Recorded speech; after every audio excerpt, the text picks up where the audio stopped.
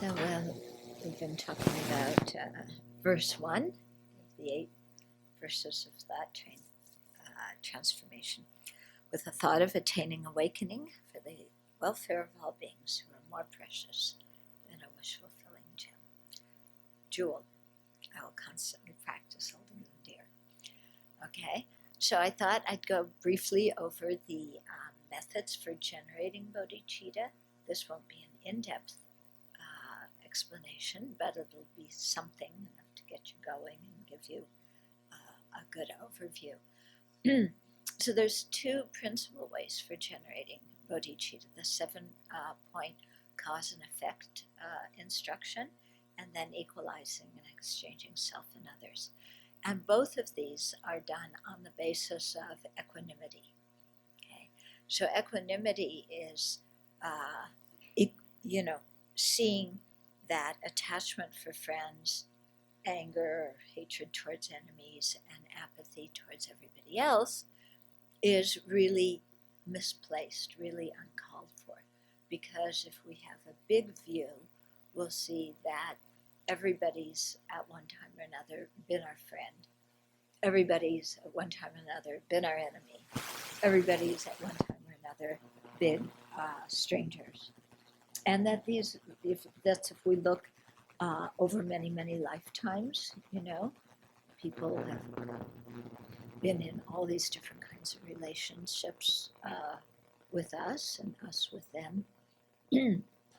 And so, and also, not only have we been in all these different relationships and had these different emotions towards each other depending on what's going on between us in a particular rebirth, but also these relationships change very quickly and very easily.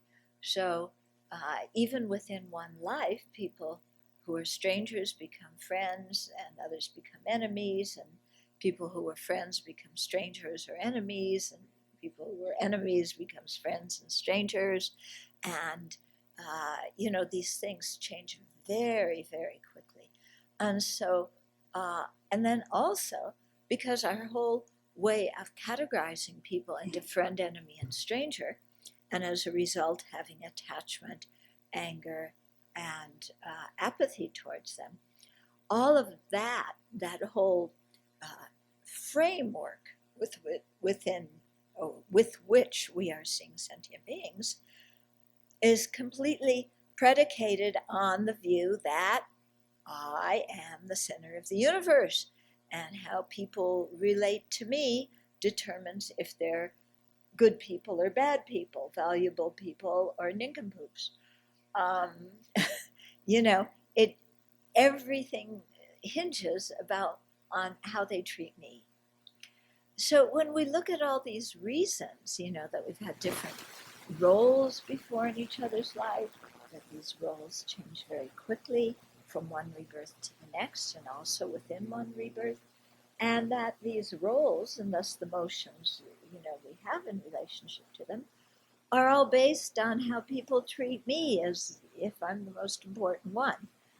Okay? So when we look closely at all those reasons, then we see that, categorizing people into friend, enemy, and stranger, and then being attached to friends, having anger and aversion towards enemies, and frankly not caring about everybody else, is really not a suitable response to the situation when we see the situation realistically.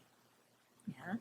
So when we see the situation realistically as it is, then we see actually the appropriate response is to have equal-hearted care and concern for everybody.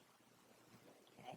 And to not have all these very bias and prejudice emotions towards people, because we can see that the bias and prejudice emotions, they make us into emotional yo-yos, and also we create so much negative karma, because of our attachment and our anger, and we wind up with very messy relationships. So for the people that we're attached to, Yeah, if somebody else harms them, we will stick up for them. We will criticize the people who harm them. We will ruin their reputation. We will speak badly against them. Anything to stop them from harming the people that we're very attached to. Also, for the people that we're attached to, we will lie to get them to like us. We will lie to get other people to like them. Um, we do all sorts of crazy things out of bias. You know, somebody comes along and just comments about our relationship with somebody that we're attached to. Instantly, we go into defense mode. And no, I'm not attached. This isn't happening. I see them completely equal to everybody else. Well, if that's the case, why are you getting so defensive about it? Why don't you defend when somebody criticizes somebody you don't like in the same way, if your feelings are really so equal? Okay? So we begin to see here, how off balance our mind gets and how inappropriate our behavior can often be. To protect and defend the people we're attached to. Also, we're attached to somebody, then we have to make sure they think we're number one. So then we try and be what we think they think we should be. We do things we wouldn't normally do to impress them. We say all sorts of things that we don't really mean in order to get them to like us. And it's dishonest in our relationships, isn't it? It's very dishonest. And then similarly, the people that we deem enemies, it's like we can't see one good thing in them. Everything that person's done since the time they were conceived in their mother's womb has been, is, and will forever be awful.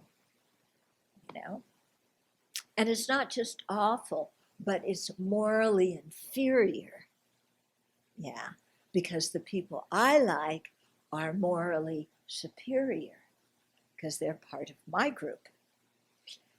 Okay, so you can see it's not very realistic, and it's not very beneficial to have all this attachment and aversion and apathy. Okay, so we really have to work with our mind, to strip away all the ways that we categorize people according to how they relate to me, and instead look and see people as they are, which is they are all sentient beings who want happiness and don't want suffering. And that's it. And we're all exactly the same. Okay? And so just as we care about ourselves, we should care about everybody else and care about all of them equally. So we may still act towards people differently, according to social roles and according to whether we know them. But how we act towards them and our inner feeling about them are different. Okay? So if you have a child, you have a responsibility to raise that child. It's not that, oh, well, we're all equal, so you're responsible for raising my child too, here, No, we have that responsibility to raise the child. However, we should try and care as much about our child as we do about other people's children. And not just say, well, they're people from another country, or they're people who entered our country illegally, or whatever it is, therefore they don't deserve to be cared for. That's completely, crazy way of thinking. Yeah. So to really open our hearts and see the equality amongst people, and not make so many divisions. Although, like I said, if you know somebody, yes, you might say, please come and stay in my home.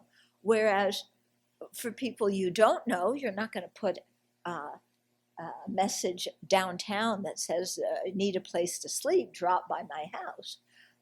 You know, so you relate to people different, but in terms of our caring about their welfare, we want to really work at our minds so that we can see everybody's welfare as equal. Yeah. And that's so important if we want to generate bodhicitta.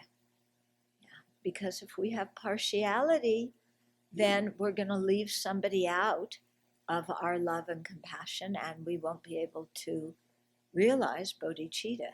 And so we won't be able to attain full awakening.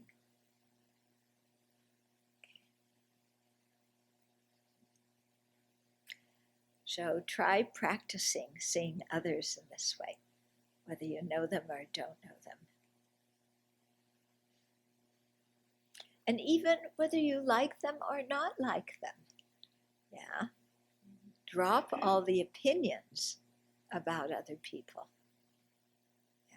See if you can close down the opinion factory. Send it to the moon.